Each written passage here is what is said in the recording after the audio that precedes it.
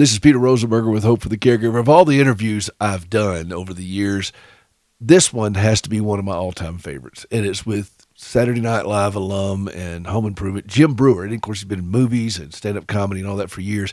He had a great story with his father, who he cared for, even on the road while doing his show. And I thought I'd share that with you for Father's Day. You also hear the Count of Mighty Disco himself, John Butler, with us, who was a longtime producer of the show and a valuable part of our team. Happy Father's Day, and if you enjoyed this, send it on to family, friends. You're going to love this, and it still touches my heart and makes me laugh. You know, John, one of the commitments that I made when I started doing this show was to bring in individuals who have a great outlook on life, caregiving, relationships, family, and a lot of humor. And I reached into your vault, John, and brought out one of your childhood heroes who shaped you as a young John Butler. You're one of his biggest fans, and this is Jim Breuer. People know him from all over the country and the world, and from Saturday Night Live, Home Improvement. He does tons of comedy stuff. But you know what? Everybody is affected by this issue of being a caregiver, and Jim's no exception, except he did it a little bit different. So, Jim, welcome to the show. And I'm so glad you're here with us. It's great to be here. I love this topic. You embraced something different. You took care of your father for a long time. Your relationship with your dad was so fabulous. And it's been talked about a lot, but I want you to share it with our audience on what happened, because not only did you serve as a caregiver for him in his later time, but you guys formed an act together. He was always really funny growing up. And but he was a completely different style of humor than mine. He came from a dark world. He came from that World War II era. He had 10 brothers and sisters. His mom died by the time he was 3. And then by the time he was high school, he's off in World War II for 3-4 years. And then so his life wasn't pretty. And the more I learned about that and realized that man never complained a day in his life, I think he's one of the greatest humans I ever came across. And he always found the funny, and he's always black and white with the most harshest things. I'm like, Dad, you're not going to believe what happened. He goes, well, I guess that sucks. And I was Thanks, like, Dad. no, you don't understand. He goes, no, I do. It sucks. What else do you want to say? And no matter what happened, if it was death, if it was the worst breakup, I just saw someone got hit by a car, I lost, it doesn't matter. Well, that sucks. And I'm like, that's all you have? And you know what? He sums it up. I mean, my sister passed away 2 years ago. When he passed away, it's just like, so, what are you going to say? It sucks. Okay, now what? It's just move on. Sucks. Tell me, when you decided to go into comedy, now given his background, I mean, that's that greatest generation. That's a different world, and you're going into comedy. How did that conversation go? You know what? I came to both of my parents. It was 1989. I already wanted to go into comedy. I already dabbled in it. I already dabbled in acting. I loved acting. And then they moved to Florida, and I kind of lost direction. And I finally said, you know what? This is not my destination. My destination is not to fall back and have an education. It's not me. And when I finally made that decision, and I went there, my mom had a heart attack, but my father was the one who said, you listen to me. You're young, and you go after your dream. I never had that chance. The last thing you want in life is to be your late 20s and 30s and to resent that you never went after your dream. You do it now. You go for it. And that I'll never forget that moment. And quite honestly, he wasn't a conversationalist. So I think that was one of maybe 6 conversations I had with him my whole life.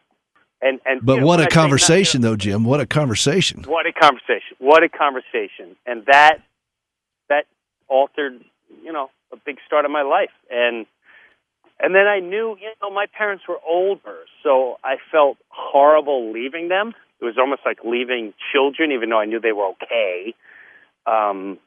They were hitting 70s by the time I was getting out of the house down in Florida, and it was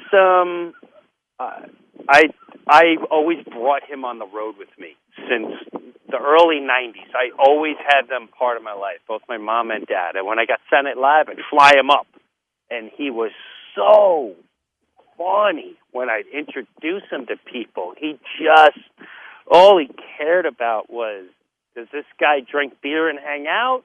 Or is he part of the Elks Club? I mean, it went from Sting to Sylvester Stallone. You got to do the thing about meeting Sylvester Stallone. You got to do that. I mean, it was just. Yes, I introduced him to Stallone. He's telling me this whole thing. He's like, I heard he has a place in Florida. You think he's in the Elks?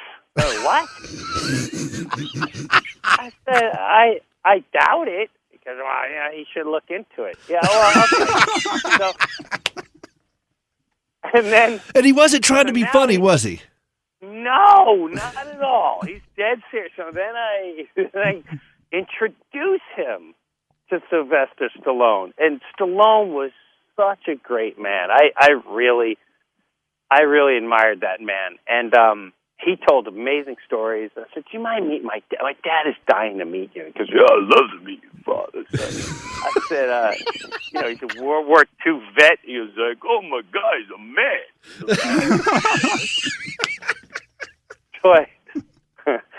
So I go, Dad, it's just Stallone and Mr. Stallone's my dad. And he goes, call me Sylvester. He goes, listen, World War II, it's amazing. And my father goes, you got a place in Florida? Yeah.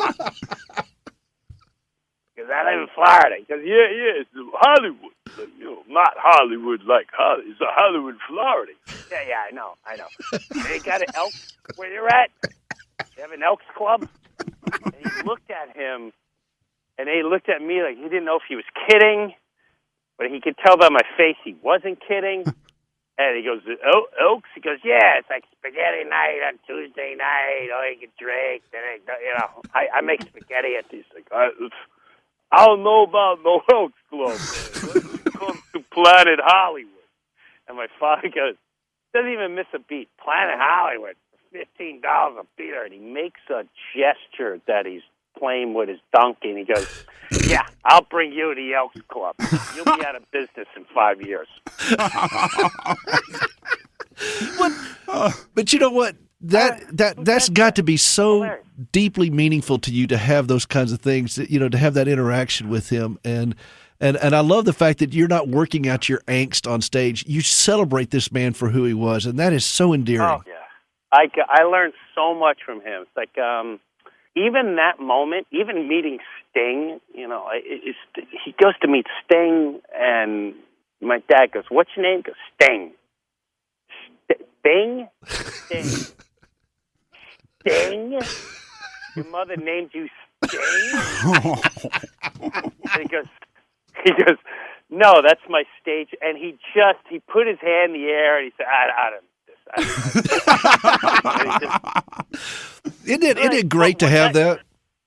Yes, what it taught me was, at the end of the day, it doesn't matter if you're the CEO, you're the biggest star, you're the biggest whatever. Here's a man whose credentials blow yours away or match yours on a different level. And it's, and whatever faith you're into, I learned so much about, they talk about whatever Lord or God you follow with sacrifice. This man sacrificed. He sacrificed his whole life. And there's a lot of us that have family members that sacrificed their life. There's no books written about them. There's no, altar made for them. But who's to say what sacrifice is bigger than the other? I mean, the man had no mother, 10 kids, abused as a kid, was in World War, watching people get maimed, forced to have to kill people. I mean, so at the end of the day, that it just taught me so much about it doesn't matter. You're the CEO, or you're the president, or you're the biggest star, or you're the biggest, you don't know what you have over the person that's living right next to you, and that person could have been a greater success, a greater person than you. They're just not glorified for it. That's beautiful. That is beautiful. And as his health started to decline, and you stepped into a role of caregiver, what were some of the things going on in your heart during that time? Well, the hardest thing, honestly, was not watching him struggle. Soiling himself, dropping a deuce, which I would make comedy about. I mean, I said my next book is going to be the top 10 cities my father crapped himself, and in public. And it was, I'm not even kidding you. No, that's perfect. At least 10 cities where I'm gagging in the bathroom of a 5-star hotel, and in the American Airlines club that I forced my way. But the worst for me was to see him defeated. So I knew he was defeated on many levels. When an elderly lose their car, they get defeated emotionally, and it's almost like they know, this is you take a big chunk out of their life. This is really happening. This is really happening. He said things to me like, I think my days are numbered. And that was before his dementia really kicked in. I said, what do you mean by that? I think my days are numbered. And I went out of my way. If I had a tour, I didn't care how much it cost. I'm bringing it with him. I lost money by hiring a tour bus, and I didn't care. To me, it meant more to be there. I don't want him alone to go through this. And I beg God, please, God, make sure I'm there. And I was. So it was great. But I remember one time he dropped he's in a plane, we're taxiing, we just landed, and the whole time, like, please don't crap yourself. Please don't drop a deuce. Please don't drop a deuce. We're almost there. It's only an hour and a half flight. And we land, we're taxiing, and he looks at me and he goes, I got to go. I went, oh, God, Dad, please, just can you hold it? And he went, okay, yeah, no, I held it. And then it's like when you smell that diaper, and I'm looking, I knew it was him, but I'm looking, there was a baby a couple rows behind me. And I'm blame it on like, the baby. You're going to have to change that kid. Don't be looking at 4A, because it's back there in 13B. That's what's going on. Well, see, this is why I wanted you on the show so much, Jim, because you bring such a heart to this, and you can tell that your great love for your father and this thing. And so many people get resentful. They're doing what you did, but they're doing it with clenched fist, and you're doing it with a grieving heart. Wow. You got tears coming down your face, but you're laughing at the same time because you love this man so much and you respect him. And I can't tell you how grateful I am that you've shared a little bit of your heart. We're about out of time, but I want to make sure I talk about a little bit of things that you are doing right now. You're a big time baseball fan. Big time baseball fan. Yeah. And I started this Mets recap where after every Mets game, I would put a recap, and it really turned into something cool and all that jazz. And I didn't know they'd make it to the World Series that year, which is why every game became even bigger viewership. And I did it last year, even though only the diehard fans know. But what I liked was I started this whole community of baseball fans, a Washington fan, a Braves fan who I just went to games with, out west, Seattle. I have all these different fans, and I said, you know what? It'd be really cool if everyone else started making recaps, and by the end of the year, we can start our own little ESPN for fans run by the fans. Like, I just I went to Atlanta, sat with one of the fans and a recap guy that does in Atlanta, and I was more fascinated to listen to him talk about the Braves and each player than any ESPN would analyze it. Like, wow, it's such a great fan point of view. And I went, there has to be. So I created Bats, Balls, and Brew, BREU.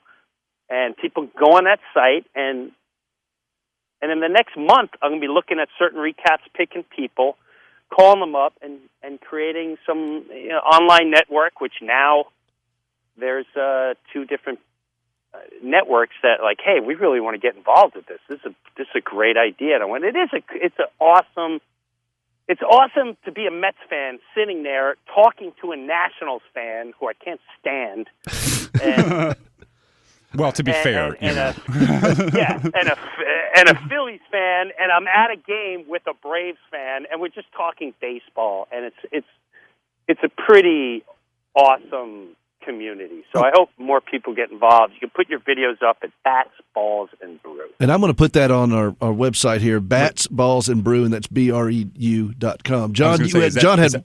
That was .com. Okay, yeah, just checking. Bats, Balls, and Brew.com. There you go. And we'll have that out there. And Jim, we only got just a couple of seconds left. You bring such a heart to this thing, and people need to hear this. It's okay to celebrate even the crappy things, literally the crappy things going on. It's okay because we're celebrating the life of someone we love. Yes, it's painful. Yes, it's hard. Yes, our heart breaks through all these things.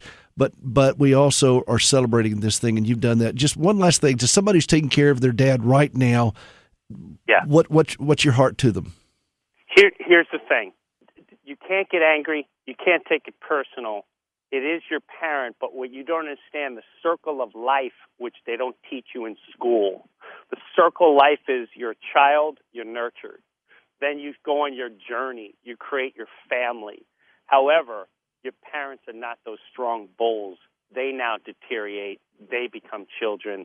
And your next cycle, if you're strong enough to do it, is take care of them. You can't get angry at them because they don't have the strength or they don't have the emotional drive knowing they're going to be deceased soon.